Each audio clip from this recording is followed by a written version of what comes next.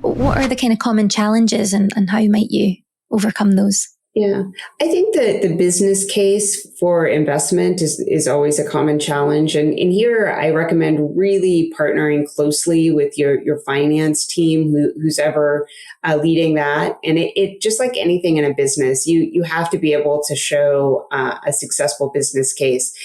In a lot of the environmental issues, if you can look at it and find what are your expenses, and if we are able to reduce our energy usage, what does that mean in terms of cost savings? Or travel, it can be an easy piece where people aren't traveling as much today for sure, but if you look at it over the long term, if you can reduce your air travel, that also results in a significant cost savings. So finding those what's the business, how the costs and benefits work, can be the most challenging step, but it's an important place to start. And like I said, employee retention and recruiting is key. So you see, today we have a significant talent war going on.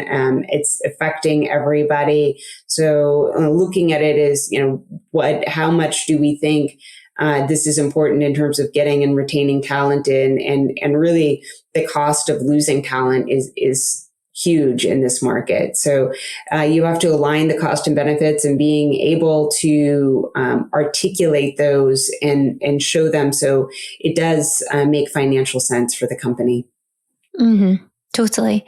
And that's a super exciting and promising shift that we've seen from people who care about climate change and social issues being the minority not that long ago to being almost the masses. And, it's a promising and exciting time to be involved and touch on that in any way that you can, I suppose, which is really exciting. Yes. I mean, it's really important because this is, I've seen it's a growing trend. I just saw, it was actually a Harvard Business Review article and talking about how ESG went mainstream in 2021. And it's an area that the trend isn't going to go backwards. So it's something it's important for companies, again, to start somewhere wherever you're at. And it could be that you already have a program, and the focus point is improving it and staying up to date with the latest. And it could be that,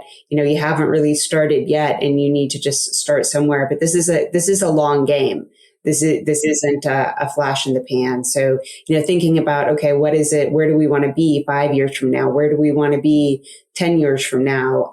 You see in the press, particularly around carbon, a lot of focus on 2030 because there's very set climate goals to keep us in line with a 1.5 degree limit on global warming. A lot of that is centered around 2030 goals. So it is a long-term game.